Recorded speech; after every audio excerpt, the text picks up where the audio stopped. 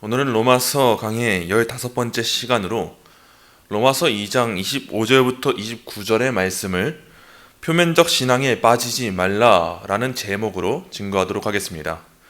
오늘 함께 나눌 본문 로마서 2장 25절부터 29절입니다.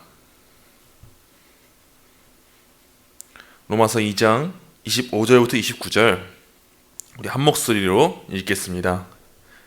내가 율법을 행하면 할례가 유익하나 만일 율법을 범하면 내 할례는 무할례가 되느니라.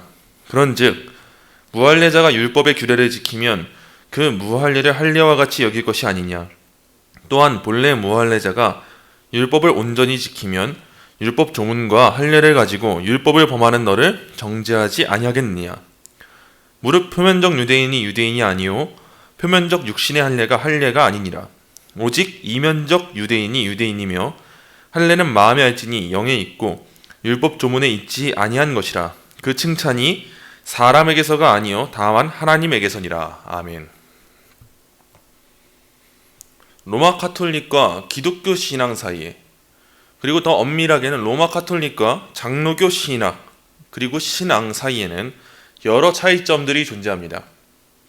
그 중에서도 조금 더 두드러지게 차이점을 보이는 부분이 있는데 그것은 성례에 관한 부분입니다. 여기서 성례라 함은 세례와 성찬을 의미하는데 로마 카톨릭과 우리의 신앙은 성례를 바라보는 관점에 있어서도 큰 차이를 지니고 있습니다. 그렇다면 먼저 성례란 무엇입니까? 웨스트민스터 신앙고백서 27장 1항입니다. 성례는 하나님께서 직접 제정하신 은혜 언약의 거룩한 표의자 인침이며 그리스도와 그의 은총들을 나타내고 그분 안에 있는 우리의 유익을 확신하게 하며 교회에 속한 자들과 세상의 나머지 사람들 사이에서 보이는 구별을 준다. 그리고 성례는 성도들로 하여금 하나님의 말씀을 따라 그리스도 안에서 하나님을 섬기는 일에 엄숙히 참여하게 한다. 27장 4항입니다. 우리 주 그리스도께서 복음 안에서 제정하신 성례는 오직 두 가지인데 곧 세례와 주의 성찬이다. 그중 어느 것도 합법적으로 임직받은 말씀의 사역자인 목사 외에 그 누구도 집례할 수 없다. 27장 5항입니다. 구약의 성례들도 그것이 상징하고 표현하는 영적인 일들은 본질에 있어서 신약의 성례와 동일하다. 성례가 필요하다는 사실에 대해서는 로마 카톨릭과 장로교 모두가 인정하는 바입니다. 그러나 이와 같은 인정에 있어서 로마 카톨릭과 장로교의 차이는 매우 큰 부분을 차지하고 있습니다. 로마 카톨릭의 경우 세례가 구원 얻을 모든 사람에게 절대적으로 필요하며 그 외에도 고해성사를 비롯한 7가지 성사들이 그들의 신앙에 도움이 된다고 여깁니다. 여기서 중요한 것은 이 세례라는 것이 그들의 구원을 위하여서 절대적으로 필요한 수단이 된다라는 것이에요. 그러나 우리는 어떻습니까? 우리는 세례라는 것을 구원의 절대적인 요소로 삼지 않습니다. 그러나 예수님께서 행하도록 하신 명령에 순종하는 점에 있어서 의무적이라고 여깁니다. 구원은 눈에 보이는 가시적인 행위와 의식을 통해서 받게 되는 것이 아닙니다. 성경은 오직 믿음으로 말미암은 구원만을 말씀하고 있습니다. 그러므로 우리는 세례라는 것이 구원의 일부 요소가 아니며 우리 주님께서 우리의 신앙의 유익을 위하여 눈에 보이는 증표로서 우리의 신앙이 더욱 강화될 수 있도록 성례를 제정하셨다는 것을 믿고 따르는 거예요. 의무로서 따르는 것입니다. 반면에 로마 카톨릭은 성례를 통하여서 은혜가 주입되고 그 주입된 은혜로 말미암아 인간 본성이 스스로 구원 얻기에 합당한 상태가 되는 것이라고 주장합니다. 그러므로 그들은 실상 성례로 말미암아 칭의를 받는 것이고 성례로 말미암아 성화된다고 해도 모순이 아닙니다. 여기서 중요한 것은 제가 이전에도 말씀드렸지만 그들은 주입을 말한다는 거예요. 은혜의 주입으로 그들의 본성이 바뀌어서 스스로 믿음을 가질 수 있는, 스스로 의롭다함을 일컬음 받을 수 있는, 스스로 거룩하게 나갈 수 있는 그러한 그들의 본성이 되었다는 것이 로마 카톨릭의 주장입니다. 그러나 우리는 주입이 아니라 전가를 말합니다. 우리의 본성은 바뀌지 않았지만 예수님의 순종을 마치 우리의 순종인 것처럼 여겨주시는 하나님의 은혜를 말하는 거예요. 우린 여전히 죄인입니다. 그러나 이러한 죄인임에도 불구하고 그리스도의 의가 우리에게 전가될 때에 하나님께서는 그것을, 그리스도의 의를 우리의 것으로 여겨주시는, 그것을 우리는 칭의라고 하죠. 여기서 말하는 주입과 전가라는 개념에 대해서 여러분들이 주의하실 필요가 있습니다. 로마 카톨릭은 주입을 말해서 우리의 본성이 바뀌고 바뀐 본성으로 칭의받고 성화된다. 이것이 그들의 핵심입니다. 그러나 우리가 믿고 따르는 성례는 은혜 언약에 대한 거룩한 표의자 인침입니다. 이는 내적인 변화를 의미하는 것이 아니요 외적인 증표를 의미하는 것입니다. 구약의 할례는 어땠습니까? 할례는 그 자체로 구원 얻는 수단을 의미하는 것이 결코 아니었습니다. 하나님의 은혜 언약 가운데 그들이 은혜 언약 가운데 속하는 언약 백성이 되었음을 믿음으로 고백하고 눈에 보이는 증표로서 할례의 유익을 누린 거예요. 아, 내가 하나님의 언약 안에 동참했구나. 내가 그러한 백성이겠구나. 그러니 더욱더 주님의 말씀에 순종하는 것이 우리의 삶이겠구나. 이것을 누릴 수 있게 하는 것이 할례였던 거예요. 과연 할례를 받은 자들, 그들 모두가 구원받았습니까? 그러한 의미가 아니라는 거예요. 할례는 구원의 수단이 되지 못한다는 뜻입니다. 할례의 유익을 참으로 누리기 위해서, 그것을 진정 할례답게 누리기 위해서는 무엇이 필요합니까? 그것은 외적인 눈에 보이는 표면적인 할례가 아니었어요. 그것은 내적인 할례입니다.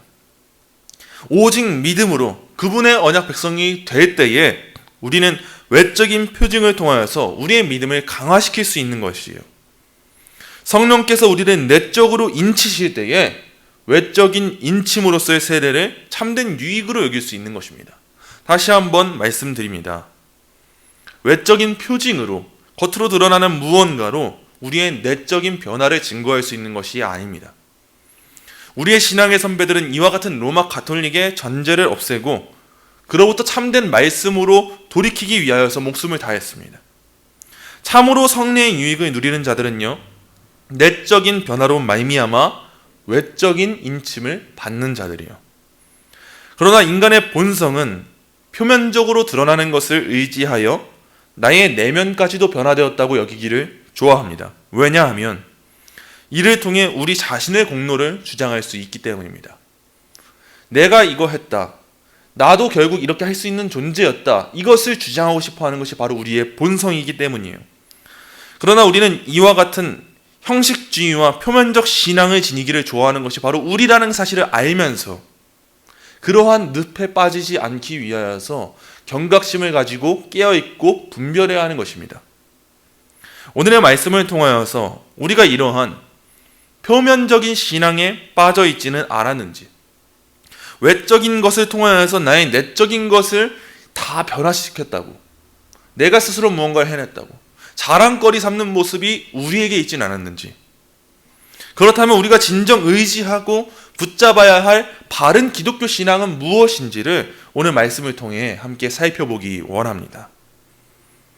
지난주 말씀을 나눈 바와 같이 사도는 유대인들의 자랑들에 대해서 지적했는데 그들에게는 어떤 자랑이 있었습니까? 그들은 먼저 택함받은 자들이다라는 이 사실의 자랑이 있었고, 율법을 소유한 자라는 점에 있어서도 자랑이 있었고, 하나님께서 그들 가운데 특별히 임재하셨다는 점에 있어서도 자랑이 있었습니다. 이 모든 것을 통틀어서 그들은 자신들이 유대인됨에 대하여서 자랑이 있었어요. 그 유대인이라는 말 속에 이 모든 특권들이 다 속해 있는 거예요. 그러나 사도는 이와 같은 그들의 자랑을 모두 어떻게 했습니까? 다 부질없다 말하지 않았어요. 오히려 그걸 인정합니다. 역으로 그걸 다 인정한 다음에 지적해요. 이 모든 특권을 다 자랑함에도 불구하고 그것을 외적으로만 자랑하는 삶을 산다면 오히려 그 모든 특권을 누리지 못하는 이방인들보다도 더 죄가 크다라는 점을 지적했습니다. 사도의 이와 같은 지적에 유대인들은 이제 최후의 방어선을 꺼냅니다. 최후의 히든 카드를 꺼냅니다. 그들을 다시금 사도의 질문에, 사도의 지적에 다시 한번 되칠 수 있는 그러한 히든 카드를 꺼내는데요. 그것이 무엇이냐? 바로 이 할례에 대한 문제예요. 오늘 본문에 나오는 할례에 대한 문제는 그 유대인들이 가장 최후의 방어선으로 여기는 문제였습니다. 그들은 바울의 지적에 대하여서 다음과 같이 말했을 거예요. 그렇지만 우리는 택함받은 민족이 분명하고 할례 받지 않았습니까? 그런데 어찌 지금 우리를 고발하고 계신 겁니까? 어찌 우리가 저희 이방인들과 같은 처지로 여겨진다는 말입니까? 우리는 할례도 받았는데 그렇다면 당신이 따르는 당신이 주장하고 있는 말에 따르면 할례가 무익하다는 것입니까? 라면서 그들은 반문을 했을 거예요. 사도는 오늘의 본문을 통하여서 유대인들이 최후의 방어선으로 여겼던 바로 이 할례의 문제에 대하여서 지적합니다. 먼저 오늘의 본문 25절부터 27절입니다. 우리 함께 읽겠습니다. 내가 율법을 행하면 할례가 유익하나 만일 율법을 범하면 내 할례는 무할례가 되느니라. 그런즉 무할례자가 율법의 규례를 지키면 그 무할례를 할례와 같이 여길 것이 아니냐. 또한 본래 무할례자가 율법을 온전히 지키면 율법 조문과 할례를 가지고 율법을 범하는 너를 정죄하지 아니하겠느냐. 아멘. 우린 먼저 성경에서 할례를 무엇이라 말하고 있는지를 한번 보겠습니다. 창세기 17장 10절부터 11절입니다. 너희 중 남자는 다 할례를 받으라. 이것이 나와 너희와 너희 후손 사이에 지킨 내 언약이니라. 너희는 포피를 배워라. 이것이 나와 너희 사이의 언약의 표징이니라. 아멘. 할례는 하나님께서 아브라함에게 내리신 은혜 언약에 대한 증표입니다. 이는 율법주의적인 태도로 접근할 것이 아니라 은혜의 측면에서 접근해야 할 문제입니다. 이는 결코 구원 얻는 수단을 의미하는 것이 아닙니다. 이는 자신이 이제 하나님의 백성이 되었음을, 즉 하나님의 은혜 언약에 대하여서 감사함으로 말미암은 순종과 충성의 맹세로서 신앙을 고백하는 결과였습니다. 그것이 바로 할례였습니다. 할례는 남성 생식기에 표피를 잘라내는 행위로 그들은 매일의 삶 가운데 자신들의 몸에 새겨진 그 할례의 표를 보면서 하나님의 언약을 상기시키고 하나님의 뜻에 순종하는 삶을 살기 위해 힘써야 했습니다. 눈에 보이는 표면적인 이 증거를 보면서 그래 맞아. 나는 이 하나님의 은혜에 동참한 사람이지. 나는 하나님의 은혜를 입은 자들이지. 그렇기 때문에 나는 하나님 앞에 순종하는 삶을 살아야지. 이것이 나의 기쁨이고 나의 참된 삶이지 라는 것을 되새기는 것이 바로 이 하나님께서 할례를 주신 목적이었습니다. 그러나 오늘 말씀에 등장하는 유대인들은 어떠했습니까? 할례를 통하여서 그분의 뜻에 순종하기는커녕 감사하기는커녕 할례를 핑계 삼아서 그분의 뜻에 순종하지 않는 삶을 살았습니다. 나는 할례 받은 사람이야. 나는 할례 받았으니 구원받은 사람이야. 내가 어찌 저 할례 받지 않은 사람이랑 같은 처지에 있겠어. 이러한 생각을 가지고 살아가는 자들, 그들이 바로 유대인이었다는 거예요. 사도는 이 문제에 대하여서 오늘 본문을 통해서 지적합니다. 사도는 25절의 말씀에 기록된 바와 같이 율법을 행하면 할례가 유익하나 만일 그 율법을 범하면 내 할례는 무할례가 되느니라고 말했습니다. 이와 같은 사도의 말이 무슨 의미를 가지고 있습니까? 이는 할례가 가치가 없냐고 묻는 유대인들의 주장에 대하여서 할례가 가치 있는 것은 사실이나 할례라는 것 그 자체만으로 본질적인 가치를 지니는 것은 아니란 뜻입니다. 다시 한번 말씀드립니다. 이는 할례가 가치 있는 것은 사실이나 할례라는 것 그 본질적인 그 자체만으로 가치를 본질적으로 지니고 있는 것은 아니라는 거예요. 할례가 구원을 주는 것은 아니라는 뜻입니다. 할례는 그들 자신이 참된 하나님의 백성일 때에만 거룩한 포로서의 역할을 한다는 거예요. 하나님께서 이스라엘에게 율법을 주시고 할례를 받게 하신 이유가 무엇입니까? 그것은 신앙 없이 살아가는 이방인들과 구별되어서 더욱 하나님의 뜻에 따라 살아가는 그 순종의 삶을 살아가도록 하기 위함이었습니다. 그러나 본문의 유대인들은요, 자신들이 할례를 받았다는 그 사실만으로 자신들의 특권을 주장했고 이를 자랑으로 삼았습니다. 그들은 할례로 말미암아 자신들이 구원받았음을 주장하면서 율법에는 순종하지 않는 삶을 살았습니다. 나는 하나님의 사람이야. 나는 유대인이야. 나는 할례를 받은 사람이야 라고 말하지만 정작 그들의 삶에 하나님의 은혜를 기억하고 하나님의 은혜를 묵상하며 그것에 감사하는 순종이 없었다는 것입니다. 사도는 그들이 이와 같은 할례의 가치를 전혀 내세울 수 없다는 것을 지적하는 거예요. 이어지는 본문 26절에서 사도는 무할례자가 율법의 규례를 지키면 그 무할례를 할례와 같이 여길 것이 아니냐고 말했습니다. 또한 27절에서 본래 무할례자가 율법을 온전히 지키면 율법 조문과 할례를 가지고 율법을 범하는 너를 정죄하지 아니하겠느냐고 말했습니다. 이와 같은 말씀은 이방인을 비롯한 모든 인간이 율법의 규례를 온전히 지킬 수 있다는 것을 의미하는 것이 아닙니다.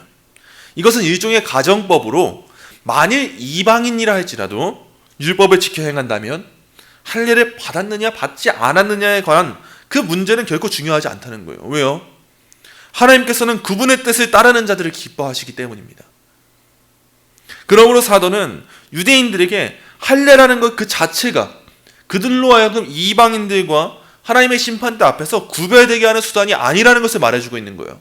너가 할례 받았냐 받지 않았냐는 하나님의 심판대 앞에서 그 어떠한 것도 증명할 수 없다. 이것을 말해주고 있는 거예요. 이를 사도행전 10장에 등장하는 고넬료의 경우가 증거해주고 있습니다. 그는 이방인이었고 무할례자였습니다. 그러나 믿음으로 순종했기 때문에 하나님께 인정받지 않았습니까? 또한 성경에는 이와 같은 이방인들의 구원이 많이 담겨있지 않습니까? 그러므로 할례의 유무는 구원에 있어서 절대적으로 필요한 요소가 아닙니다. 우리의 칭의에 있어서 어떠한 가치를 지니는 것이 아니라는 것입니다. 우리의 성화에 있어서 어떠한 본질적인 가치를 지니고 있는 것이 아니라는 것입니다. 또한 앞서 살펴보았던 말씀들과 같이 이러한 특권을 지니고 있는데도 불구하고 순종하지 않는다면, 이러한 표면적인 모든 특권을 누리면서도 순종하지 않는다면 그것은 오히려 특권을 가지지 않은 것보다도 못하다는 것을 사도는 서술하고 있습니다. 그렇다면 중요한 점은 무엇입니까? 사도는 어떠한 결론으로 이 논증을 마치고 있습니까? 본문의 마지막 28절, 29절입니다.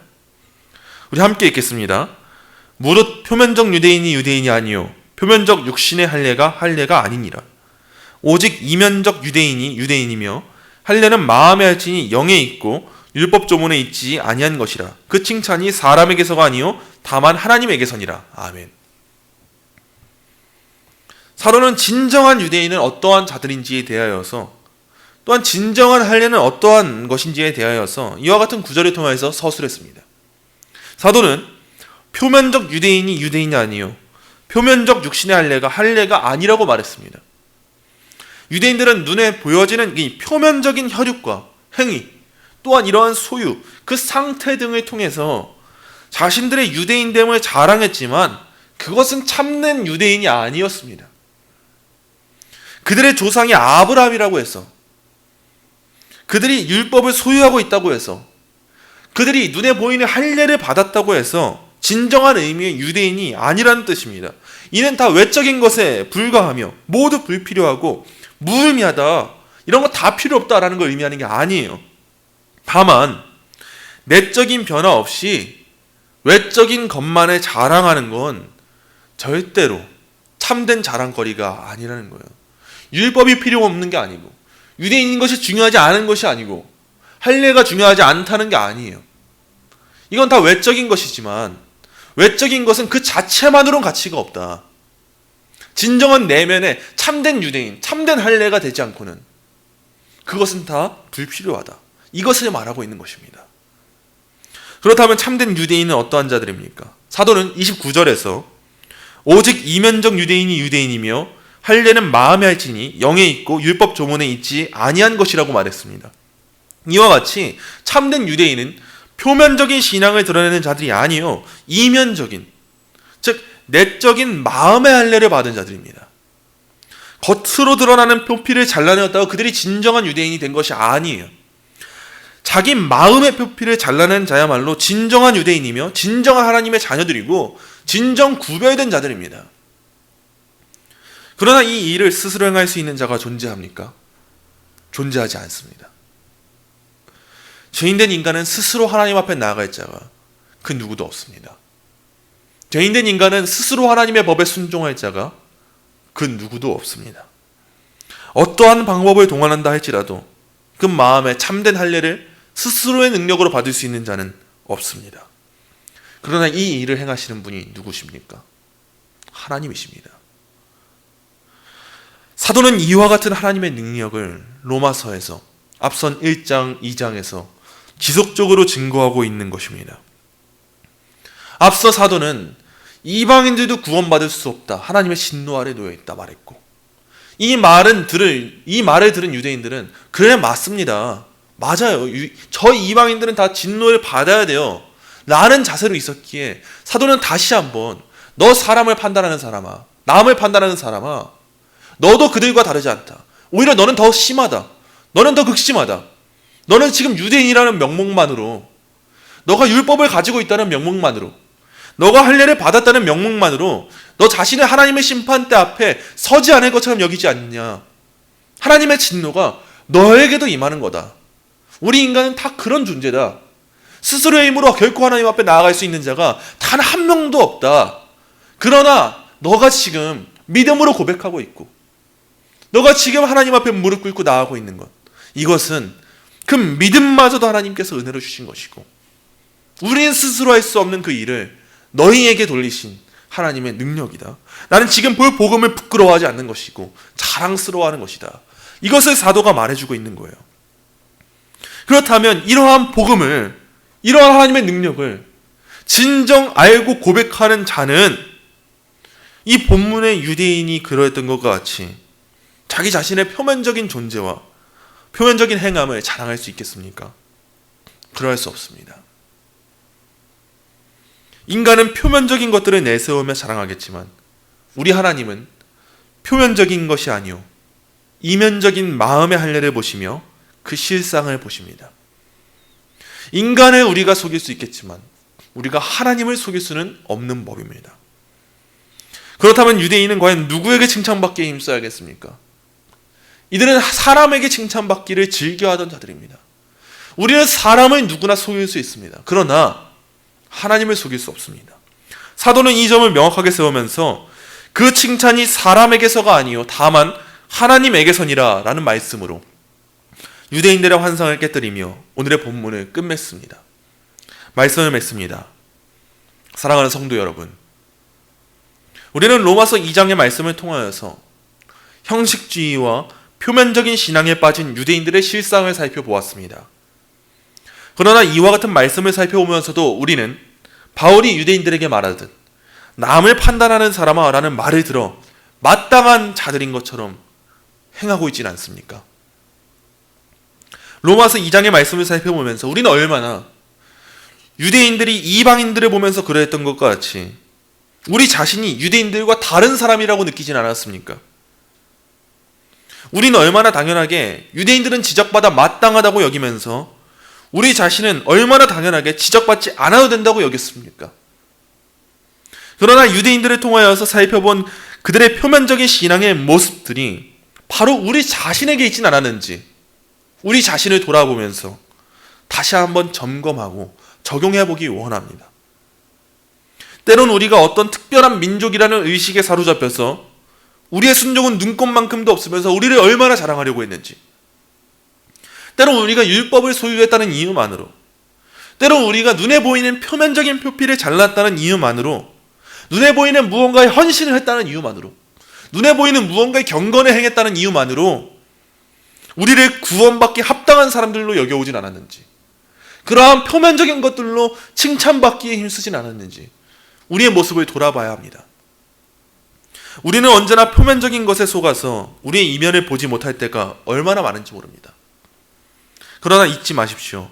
사람들은 표면을 보고 그 표면을 칭찬하며 그 표면을 존경하고 따를지 모르지만 하나님은 우리의 이면을 보시고 그 실상을 누구보다 명확하고 선명하게 하나도 빠짐없이 보시는 분이십니다. 여러분들이 교회를 출석했다고 해서, 헌금 생활을 빠짐없이 했다고 해서, 세례받고 교회 정식으로 등록했다고 해서 그것이 여러분의 자랑거리가 될 수 없습니다. 그것이 여러분들로 하여금 면죄부를 제공하고 천국행 열차를 태워줄 수는 없는 노릇입니다. 그러나 이와 같은 표면적 신앙을 사랑했고 이것에 매혹되었던 존재가 우리 자신이다 라는 사실을 언제나 기억하고 회개하며 이에 깨어있는 우리가 되어야 합니다. 그러므로 오늘의 말씀을 비롯한 2장의 말씀을 기억하며 다음과 같은 3가지 권면을 평생토록 기억하고 또 되새기시기 원합니다. 첫째입니다. 표면적인 무언가를 지키는 것이 칭의에 있어 아무 소용이 없다는 것을 기억하십시오. 유대인들이 그러했고 시간이 지난 로마 카톨릭이 그러했던 것처럼 우리는 우리 자신을 자랑하고 싶어하며 우리 스스로 구원받을 수 있다는 것을 내세우고 싶어하는 본성을 지니고 있습니다. 아닌 척해서는 안 됩니다. 우린 이런 존재가 맞습니다. 그러나 주 예수 그리스도를 믿는 믿음이 아니고서는 그분의 순종이 마치 우리의 순종인 것처럼 여겨지지 않고서는 우린 결코 하나님 앞에 의인으로 칭함받을 수 없는 자들입니다. 우리의 힘으로 결코 이룰 수 없는 일입니다. 오직 믿음입니다. 다른 것은 없습니다. 로마서는 이를 지속적으로 말해주고 있습니다. 표면적인 믿음은 불신자도 가질 수 있고 불신자도 연기할 수 있습니다. 그러나 이면적인 믿음은 하나님의 은혜가 아니고서야 참되게 지닐 수 없습니다. 이 믿음만이 우리를 구원케 하며 이 믿음만이 우리를 의인으로 칭해주시는 하나님의 은혜임을 언제나 잊지 마십시오. 둘째입니다. 표면적인 무언가를 지키는 것이 성화에 있어 아무 소용이 없다는 것을 기억하십시오. 유대인들이 그러했고 시간이 지나 로마 카톨릭이 그러했던 것처럼 우리 인간은 표면적으로 명백하게 보여지는 증표를 지니는 것을 마치 우리의 성화인 것처럼 여깁니다. 그러나 참된 거룩을 평가하시는 분은 오직 하나님이십니다. 오늘의 본문이 말해준 바와 같이 표면적인 유대인이 유대인이 아닙니다. 표면적인 할례가 아닙니다. 중요한 것은 무엇입니까? 마음의 할례입니다. 우리의 거룩도 그렇습니다. 겉모습만 그리스도인이라고 해서 그 사람이 그리스도인이 아닙니다. 겉모습만 거룩하다고 해서 그 사람이 거룩한 게 아니라는 거예요. 우리의 마음의 중심과 입술과 그 삶이 일치해야 합니다. 그러므로 표면적인 무언가를 지키는 것이 마치 우리의 성화를 위하여서 어떠한 가치를 지닌다고 생각하지 마십시오. 하나님의 법을 즐거워하며 그분의 뜻에 순종하기를 진심으로 기뻐하는 여러분이 되시기를 소망합니다. 마지막으로 셋째, 이와 같은 겉면들이 표면적인 행위가 결코 무익하다고 말하는 것은 아님을 기억하십시오. 세례도 성찬도 모두 표면적이지만 주의를 지키는 것도 교회에 나오는 것도 예배를 드리는 것도 그러한 모든 신앙 행위도 다 표면적인 행위이지만 하나님께서는 그 표면적인 증표를 통해서 우리의 믿음을 더 강화시켜 주십니다. 그 표면적인 것 자체가 잘못된 것이 아닙니다. 하나님은 세례와 성찬, 이 성례를 통해서 우리의 믿음을 강화시켜 주십니다. 또한 우리가 율법으로 말미암아 구원 얻은 것은 아니지만 구원받은 하나님의 자녀들은 그분의 뜻을 따라 감사함 가운데 그분의 뜻에 순종하기를 기뻐합니다. 우리가 성령의 열매들을 맺어내기 때문에 구원받은 것은 아니지만 구원받은 하나님의 자녀들은 하나님의 은혜 가운데 성령의 열매들을 맺어내는 삶을 살아가게 됩니다. 그 가운데 하나님께서는 우리에게 순종을 요구하시고 책임을 요구하십니다. 그러므로 표면적인 신앙에 빠지지 않도록 주의하며 노력하지만 우리의 내면적인 변화로 말미암아 참된 표면적인 결실을 맺어내는 신앙을 지닐 수 있도록 날마다 은혜를 구하며 한 걸음 한 걸음 바른 발걸음을 내딛는 저와 여러분이 되시기를, 참된 순종의 열매를 맺을 수 있는 우리 내면의 변화로 외적인 증표의 유익을 누리고 내면의 변화로 외적인 이 결실을 맺어낼 수 있는 저와 여러분이 되시기를 간절히 소망합니다.